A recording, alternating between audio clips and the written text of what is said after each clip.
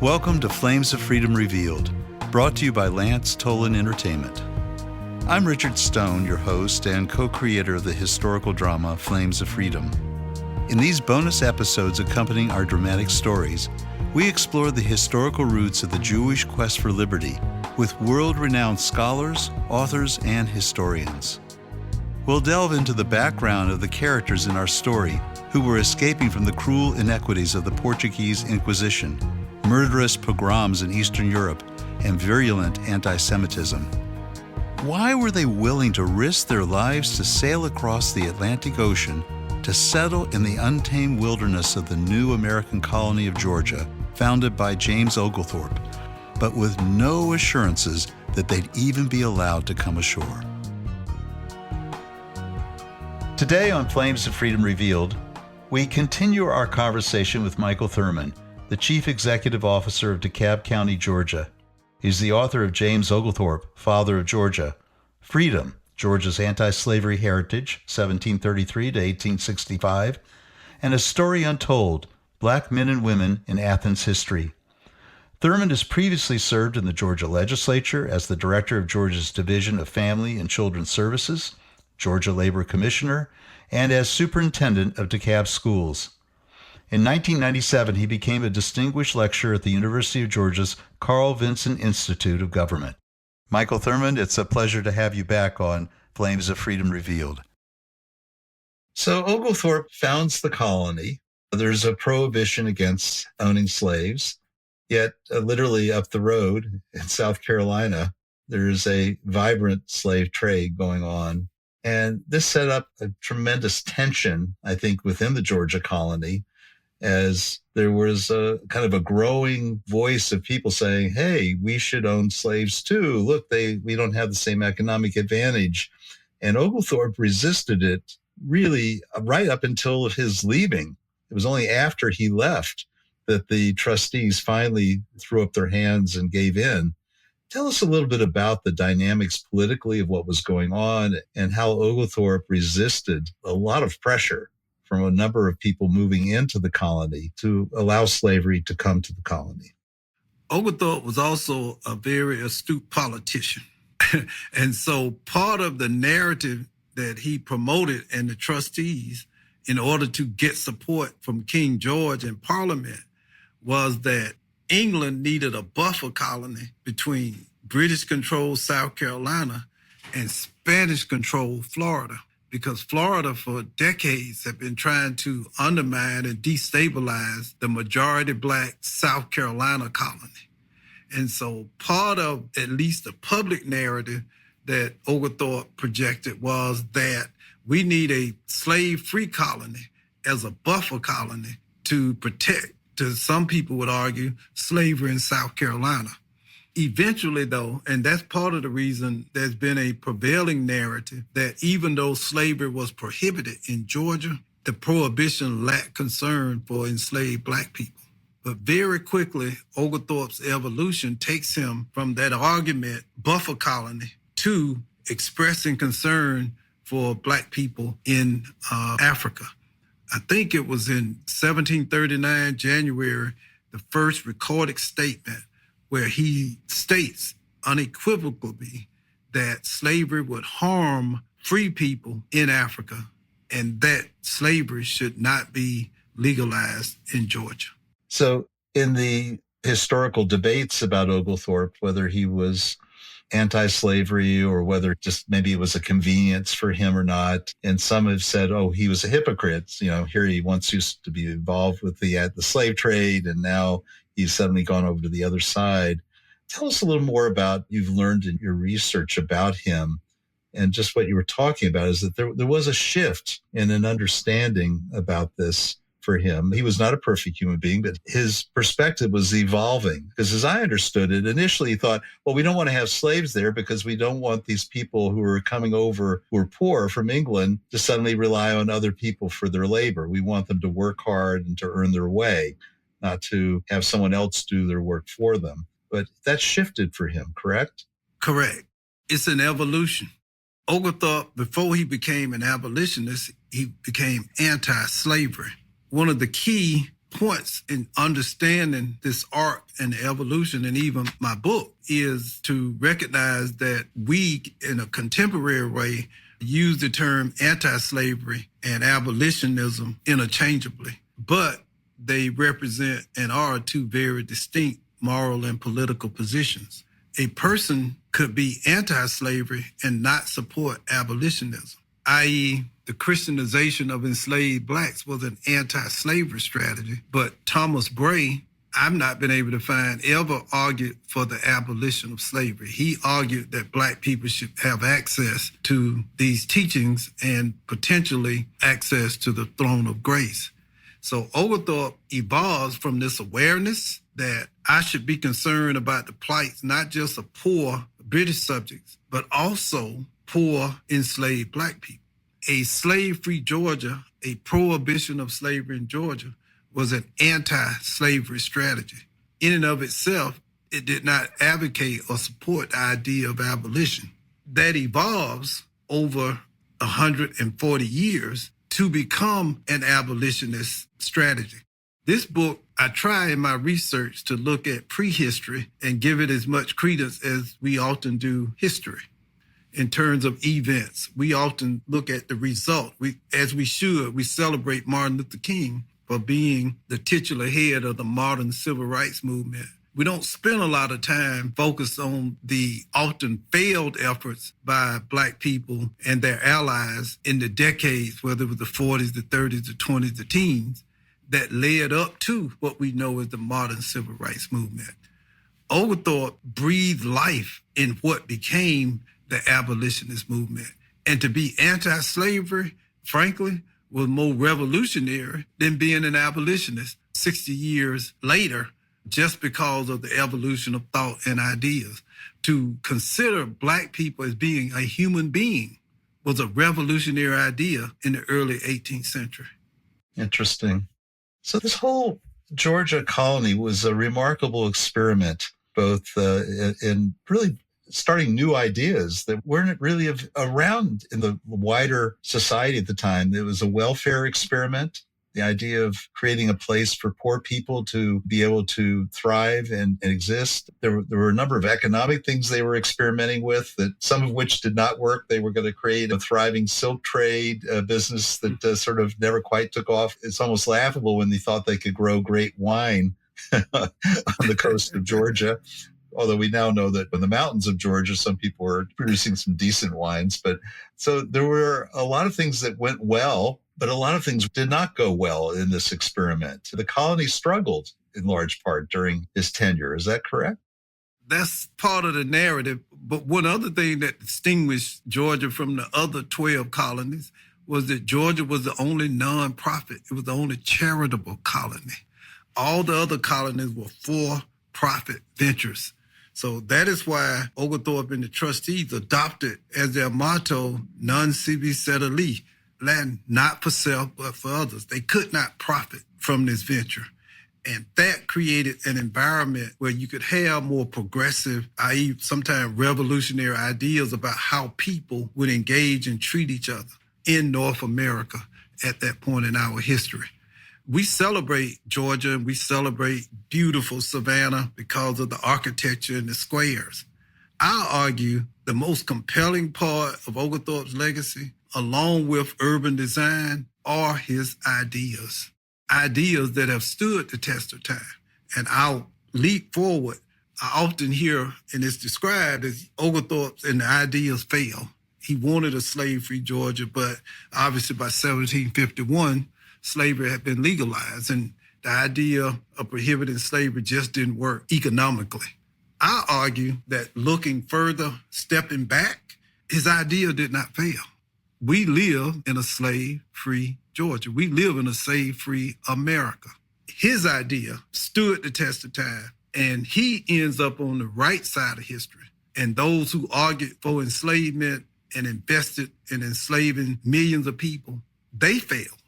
And they're the ones who now must shoulder the burden of living on the wrong side of the historical spectrum. Thank you for that. Let's fast forward to the early 1740s. Actually, Oglethorpe attempted twice, I believe, to go down and capture St. Augustine. And if any of Didn't our turn out listeners that have ever well seen for that fort in St. Augustine, it was quite formidable. I think the walls are about 20 feet thick. He failed, but he did enough to aggravate the Spanish that they decided they wanted to put an end to the Georgia colony. And I think they sent an armada of about 30 ships, and it didn't look good. And they landed on St. Simon's Island. Oglethorpe had a ragtag group of some soldiers, a number of Indians, some of the settlers, and a militia. And through a series of probably lucky circumstances, and perhaps knowing the terrain a little better than the Spanish did, because St. Simon's was pretty swampy, the Spanish retreated. Tell us a little bit about that altercation. And then that was pretty much the conclusion of Oglethorpe's tenure as the leader of the colony. He returned to England to basically defend his name because he was accused of malfeasance in the execution of the war. So maybe you could tell us a little bit about that period of time, and then maybe tell us, as we wrap up, what was Oglethorpe's life like as he returned to England to never return again to Georgia?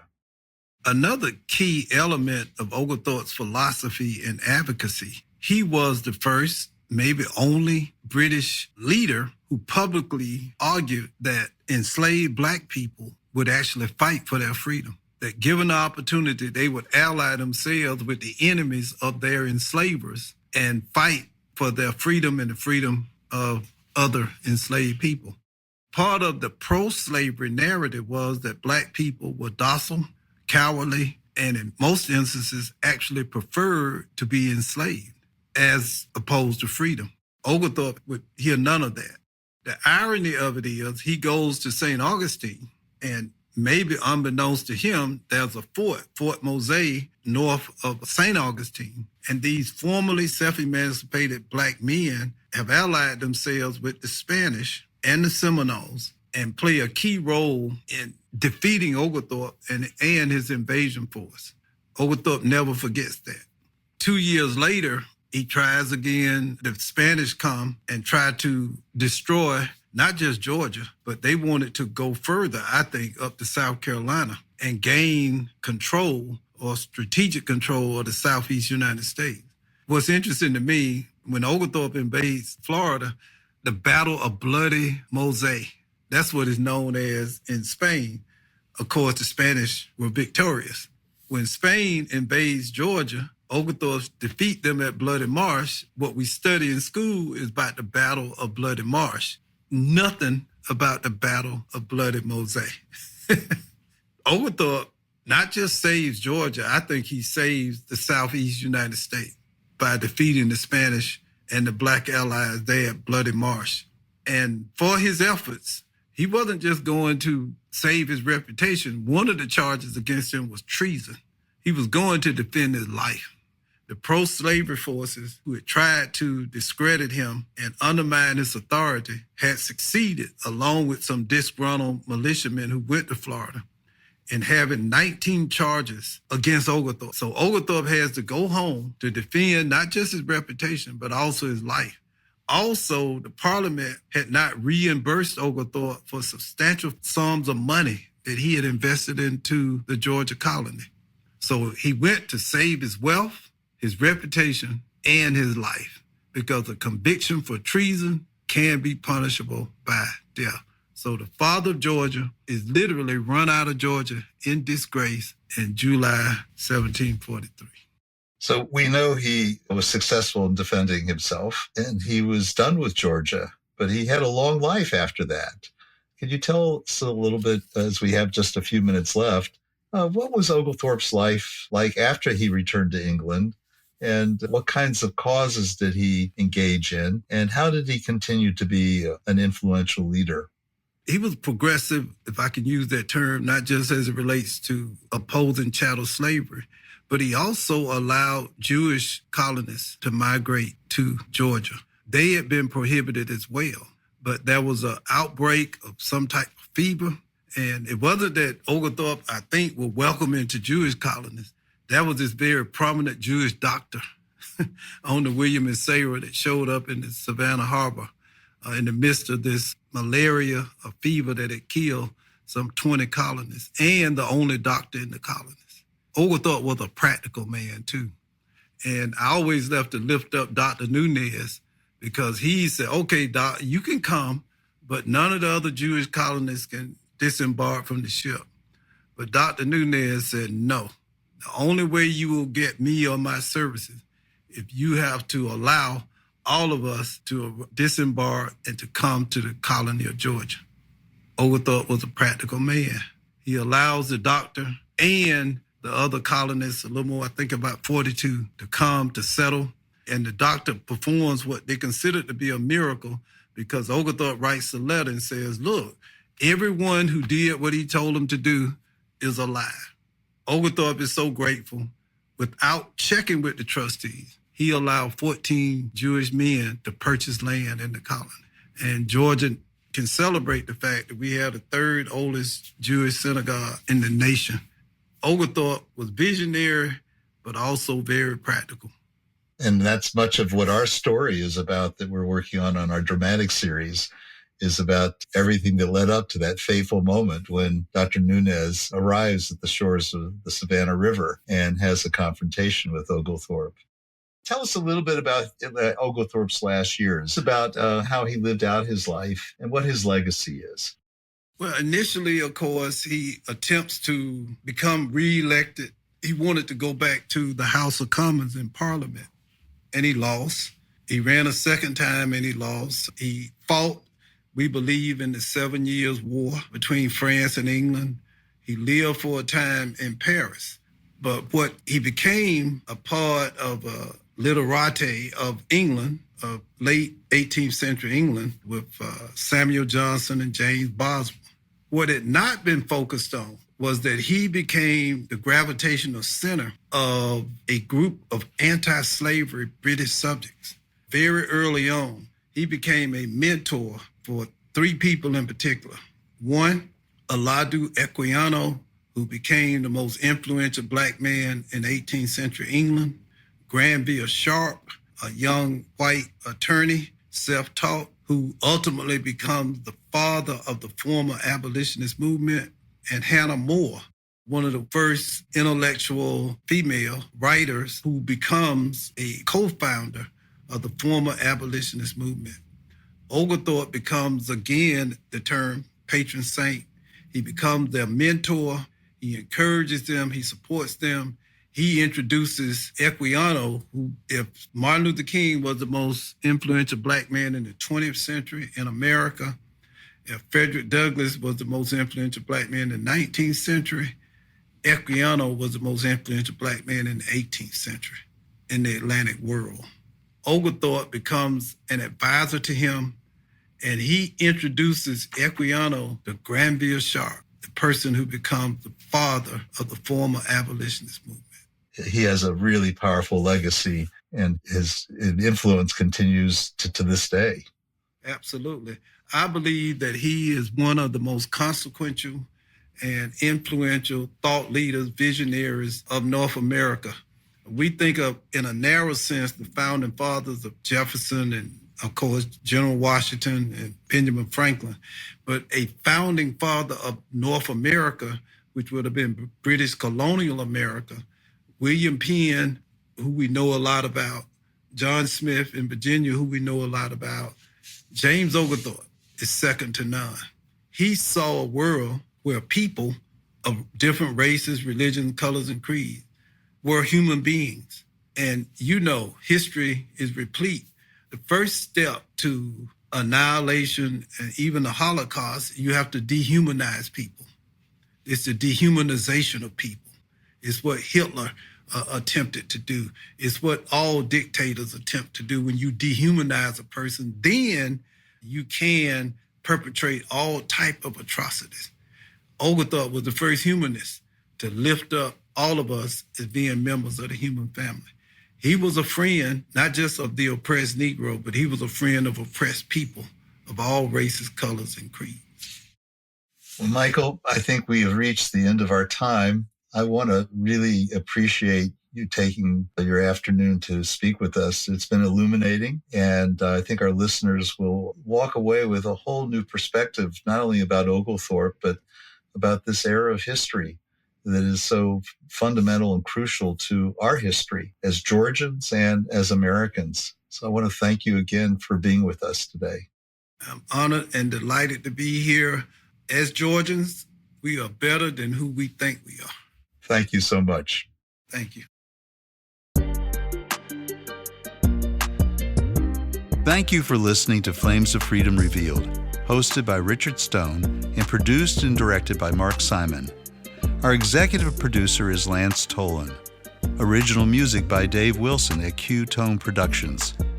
Special thanks to Rabbi Saul Rubin, whose assistance throughout the development of this series was invaluable, and for their guidance and support of this project from its early inception.